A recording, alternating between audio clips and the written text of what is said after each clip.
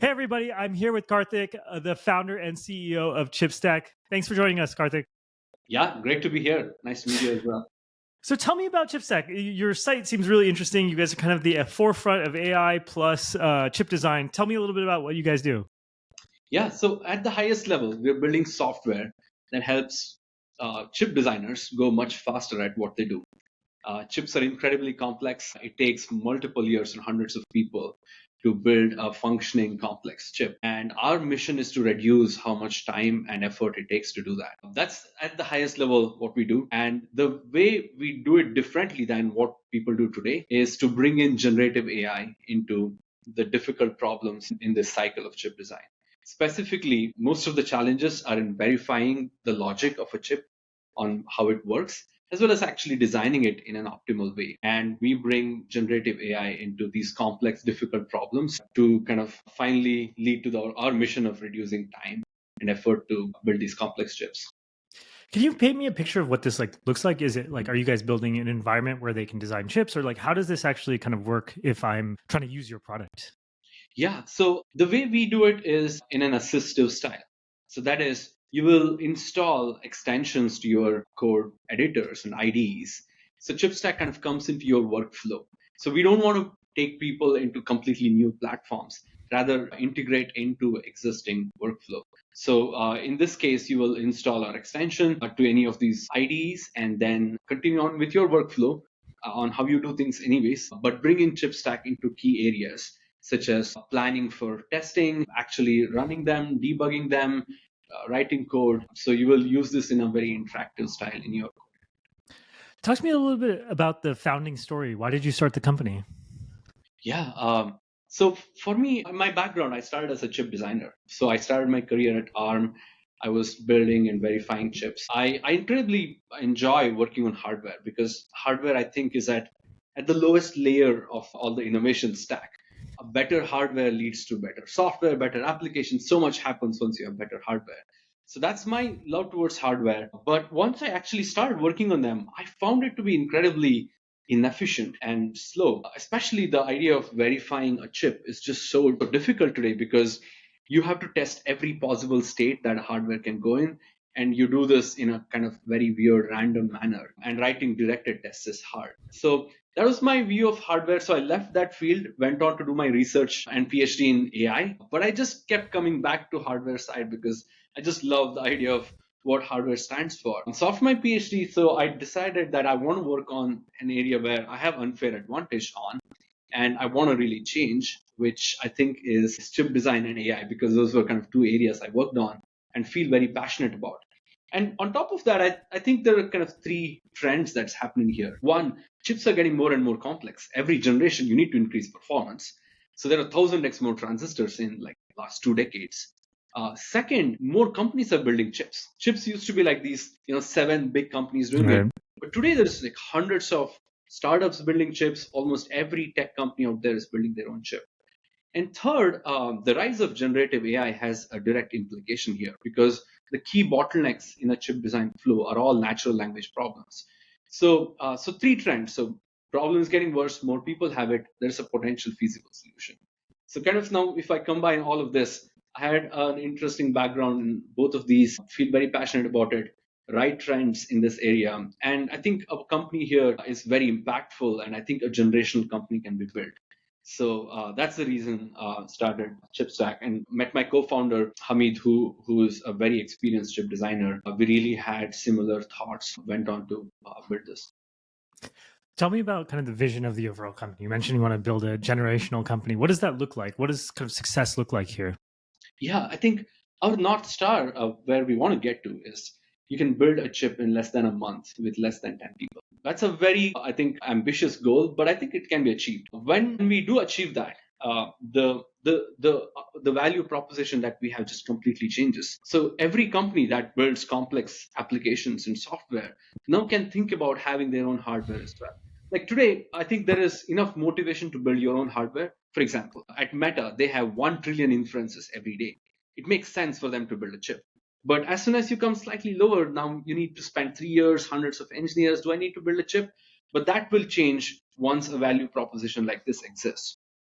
And I think that's what will help us build a generational company where a lot more companies will aspire to have their own specialized hardware, which today is only a select club of companies. So that's the eventual vision. That is, be able to build a custom silicon with much fewer people, much faster. That will kind of democratize building specialized silicon for everyone. Very cool. So why you? Why are you going to be able to crack this when there's other people potentially going after it? Yeah, there's definitely a lot of people going after it. I think it boils down to the type of people you can arrange in a company. So, because that I think feeds into this hiring discussion as well. Because I think this company is just very complicated in terms of everything there is. One, you need highly experienced chip designers, which is a rare skill. It takes like a decade to learn. Second, you need really strong ML scientists and engineers. At the end of the day, it's an AI company. Third, you need really experienced software engineers because the tools that we're building need to interface with existing automation tools that are like a decade old. Every chip design company has a very difficult kind of environment where this needs to work. So, because of all of this, the skill set that needs to be present and the interdisciplinary nature of it is very hard. And to add to that, do you have the right investors? Do they have right inputs and right connections within this industry? I think we've kind of brought together all of them. So I think we have a really clear vision as to where we want to get to and where should we start for that. You cannot start with solving this entire problem. What's the right niche and what's your wedge? I think we have the right one. And then we have brought together a really awesome set of people. We have people who have taped out multiple chips at companies like Google and Nvidia. We have really strong ML scientists, decades of experience building LLMs at places like Allen Institute for AI. And then software engineers who've done really complex on-prem deployments, as well as really strong investors like Khosla Ventures backing us, who have a lot of connections and understanding of this complex industry. So this all brings together a really strong team. Our initial customers, again, that's also important. Who do you start working with? So this, I think, has the right breeding ground. Strong team, strong backers, strong early customers, right vision and wedge. So that makes me think of us going all the way forward. Awesome. In the next few, like maybe the next year or two, like what are the big milestones or the big like proof points that you have to kind of hit to make sure that you're kind of heading in the right direction? Yeah, so for us, I think I mentioned the grand vision, but if you take a smaller piece of it, you have to first solve the biggest bottleneck, and that is verification. And right now we're all focused on that.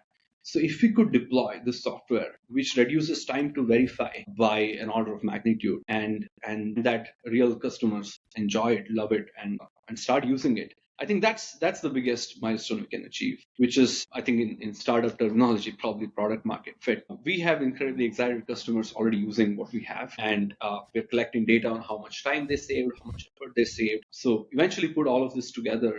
I think that's the next milestone.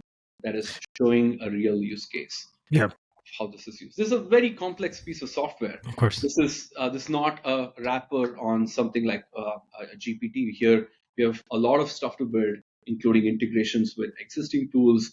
This technology stack is really complex by itself. So shipping that and making real chip designers use it is our first big milestone. Talk to me a little bit about kind of the traction that you have. You mentioned you have some customers, you mentioned you have some great investors. Tell me, but you guys are pre-product market fit, right? Can you paint me a picture here? Yeah, so I think the type of customer present in this market are kind of four different types. One is traditional big chip companies. Second are big tech companies building chips. All the hyperscalers, Metas, and all others. Third are upcoming startups who are building chips for specialized cases like AI and so on. And finally, design houses. These are companies that help others to build chips faster. So we kind of sampled from all these different buckets and have an early set of customers for visionaries, early adopters who want to use something like this, and working very closely with them and iterating them. We do have revenue from these customers, so there is evidence of this being very useful to them, but we are in that phase of rapid iterations with these customers. And you mentioned you have Khosla as an investor. Any other things you want to talk about your kind of funding round? Not really, but really strong investors. So Allen Institute for AI, which is a large research institute, is also an investor in us. company started here at the Allen Institute for AI. Cool. So having like kind of these diverse expertise, we have clear ventures who are experts in the EDA and chip design world, someone in the AI world, someone like Khosla Ventures, who are the first investors in OpenAI, brings together really strong backers. And this also brings clarity to them as well, that this is a really complex problem to solve. So bringing such experienced investors seemed very important to us. Makes sense. I want to learn a little bit about how you all work. So talk to me a little bit about like, what does it look like from kind of how an idea gets built out, from kind of idea to execution? What does that look like right now at ChipStack? Yeah, so this happens a lot for us. So good question. So we're obviously continuously evolving this process. So there is room to improvement. The way we work is we again are very lucky to work with these early customers or visionaries and very excited about this. It usually starts with some conversation with them. Either it's them asking for it or us going to them, hey, something like this seems very important. So we go with an idea of what that could be, what that feature could look like, and get early feedback from them. So once there is clarity and consensus on that being super important, we have this typical software like approach, like we have RFCs and PRDs and all these documents that kind of document at a high level what it should be, and then we'll plan to ship it in 1 or 2 sprints, and then it gets split across different teams who will work on different parts of it. We try to vertically integrate as much as possible. That's why we try to hire as many generalists as possible, because lesser the communication, faster is the progress. So key, there is one lead who will work on this feature, and 1 or 2 other engineers who might be involved. And we have an early version shipping internally already. We do QA, and then it goes out as soon as 1 or 2 sprints. That's a very high level process, I think. Yeah, makes sense. Talk to me a little bit. You told me a little bit about the background of your team, but can you paint me a picture of like the company size, where you guys are located, remote, on site? We're around 15 people right now. We have 2 offices, one in the Bay Area, one in Seattle. We have an on-site culture. Try to work at office. The main reasoning is the following, which is I think we have all of these interesting hallway conversations, which is where I think ideas spark. They're not pre-planned, so these kind of serendipitous conversations are very valuable, and we've kind of built a culture around that. Yeah, so Seattle or an SF, and around 15 people right now. Awesome. Talk to me a little bit about how you work, the culture in particular. And I have two ways that I like to think about culture. I think one, especially at the size you are right now, the companies are basically going to take on a personality similar to you and your co-founders, essentially, like what you guys like, what you don't like, those types of things will kind of move down the line. The other one that I like is this idea that culture comes down to the behaviors that you reward and the behaviors that you punish. So if you wanted to kind of outline that for me, what would that look like? Yeah, so I think one of the things we've maintained from early on is technical depth. So where we take up interesting pieces of problems and think about it in a comprehensive, deep manner. I think that kind of goes to every bit of overall culture we have. We already work on a very difficult problem, so even sub problems are kind of in the same category. So if we were to effectively solve it, we have to think deeper, and that kind of technical depth in whatever area you are in is super important to us. So that's one of the core pieces of our culture, I think, where we reward high amount of technical depth and thoughtfulness about solving a complex problem in a methodic way. Second is which we are working on increasing in our companies, more on kind of customer side of things. So you can have a lot of technical depth and solve a problem very elegantly, but if it does not match what a user wants, then it doesn't go anywhere. So that's I think customer focus. A lot of companies try to inculcate that. There are different ways to do it. Luckily, one of the nice ways that we are able to do that is we already have a lot of chip designers in our own company, right? So that means they could proxy for a final user. So how can we build elegant solutions for difficult problems in a way users will like? So those are kind of two, I think, main areas of our culture. How do you select talent? Like, how are you looking for people that have these types of attributes? One of the questions I usually like to ask is, talk to me about a project that's complex, that you've worked on, that you led, or you kind of started it from scratch. And that usually gives a lot of hints and examples of how someone approaches difficult problems? Are they independent? Are they able to think critically? Do they give up after a week because a problem is complex? That happens. So that's one of the ways, and also the type of problems they've in general worked on. What are they looking forward to join a company like this? It just gives hints around this. Are there any other attributes that you look for just in terms of, that have been predictive of success at your company? Yeah, so I think to me, I think it's in general true for entrepreneurs, but I do believe for a small company, everyone should have this idea of kind of resilience and not giving up. I think that's an important trait, and you can find that in very different ways. For example, one of our first hires, for example, they were just so interested about this company, they went on to read some books about chips, and kind of come back again and again about what they've learned, why they think it's salient about what we're doing. So that kind of not giving up and be resilient about something, I think that's a key feature as well, because at this stage of a company, you're facing a lot of challenges, and there's just so much headwind against. It's super important for someone to be just summarizing all of this: independent, critically think, solve difficult problems, but also don't give up. Like keep pushing. So those are some traits. Speaking of that, like startups in general have a lot of adversity, a lot of headwinds, a lot of competition. Just in general, it's a fight for survival. How do you keep yourself sane? How do you keep the company sane through that process? Yeah, I completely agree. I think startups are just so intense. I think there are a few things. First, it's at least for me the realization that I had worked at a big company. I had tried being a research scientist, was in academia. It's very clear to me that my fit is at a start. Like if I'm not working on difficult problems that are challenging, I won't be at peace. So that's one thing I've learned, and I know it to be the truth. So I wouldn't want to be anywhere else. So that's one thing that's clear. So well, if there is a hard day, then hey, that's my choice, and I would not be happy elsewhere. There is that. But more importantly, I think the clarity that you're making progress is an important indicator. Like a day can be hard, a week can be hard, but at the end, if there is tangible progress that's clear, I think all of that pain kind of reduces. So we try to set very clear goals of what we're doing. If X happens, Y should happen. So that also kind of helps keep the morale, and also kind of plans interesting activities. For example, types of hackathons. We have things like Bug Bash, where everyone gets together in a room, orders awesome food, tries the product. Everyone tries the product and sees different issues they have, and we then try to get through as many as them as possible. So kind of building that environment helps as well. That probably is more, but those are a few things. Awesome. How do you guys interview? So you mentioned a few things about what some of the questions you ask, but what does that rough process look like in general? We try to have a screening in the beginning by either me or my co-founder, to kind of gauge for all these areas that I mentioned. We have a few rounds of technical interviews, one from kind of a system design angle, one from analytical kind of problem solving skills angle, one for the specific role that we are trying to hire for.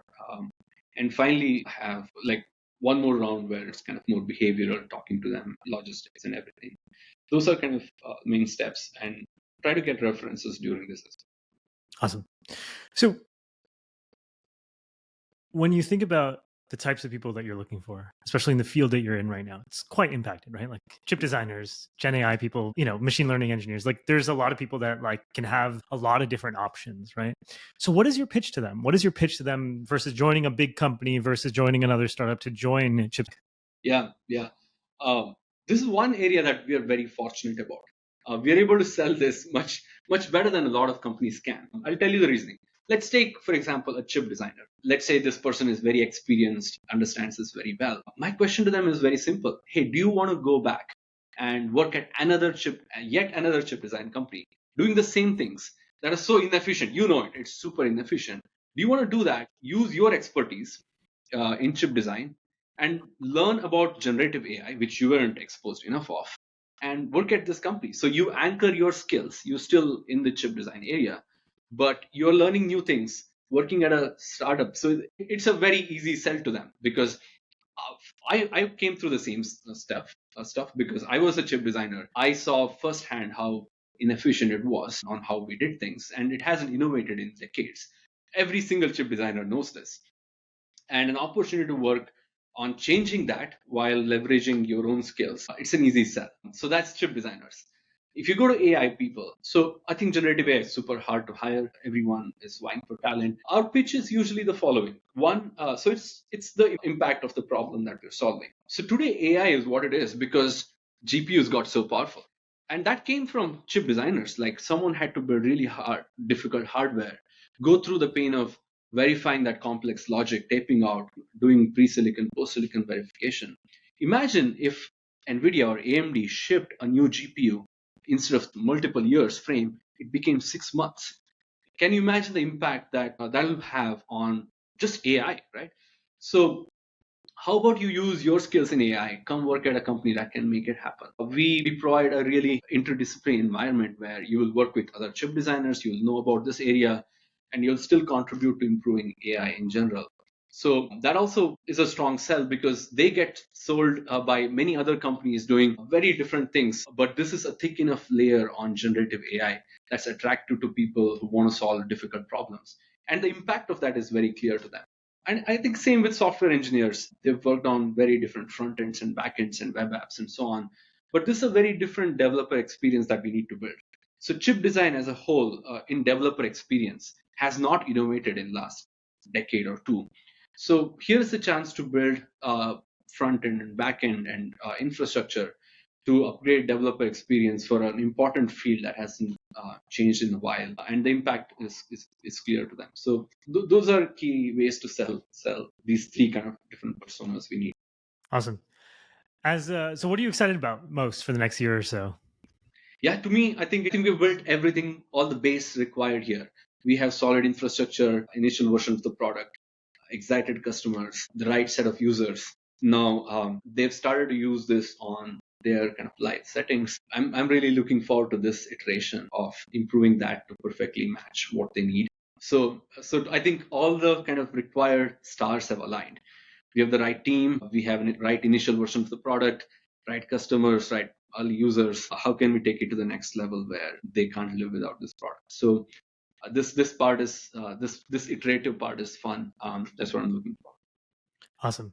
Actually, before we go, you've had an interesting career. You've worked at really big companies as a research scientist. You've done your PhD. Now you're kind of deep in the startup space. What has surprised you about building companies? Anything new or contrarian, or any hot takes about startup life? One of the things I've come to love the most is how it's a very interesting mixture of everything else. So you could be in academia doing research. It's very open ended. You could be an engineer building cool things. This kind of brings all of that. You're solving a novel problem and you're shipping it to customers. And on top of that, there's the business side of things. You have to make them pay for it. So this brings together all the challenges and probably cool parts of other careers. So to me, I think everyone probably should look at this and see if it's for them. And unless they decide this is not for them, they should not move away from joining a startup or starting a startup. So that's my kind of main, like, I'm so glad to be working at a startup because having experienced everything else, I know for a fact that I don't want to be anywhere else. So to me, I think every single engineer, if you're graduating just now and deciding where to go, I think you'll get suggestions such as join a big company, figure out your life, and then decide you want to go to startup. No, join a startup, figure out if it's for you or not. Only if it's not for you, go somewhere else. Because I think especially in early parts of the career, there's no place which can give you this type of network effect, this type of exposure, potential for impact, meeting really cool people. So to me, that's the fun part of our startups. Awesome. Well, thank you so much for your time, Karthik. And it was really awesome to hear more about ChipStack. If people want to learn more, where should they go? Yeah, they can go to chipstack.ai. They'll not probably find too much resources there. It's still an initial version of the website, but reach out to us and happy to if you're interested in any of these chip design or AI or software, applying it in this really difficult but fun field, please reach out to us. We're always hiring, always looking for interesting talent, so happy to chat more. Awesome. Thank you. Thanks so much, Avi.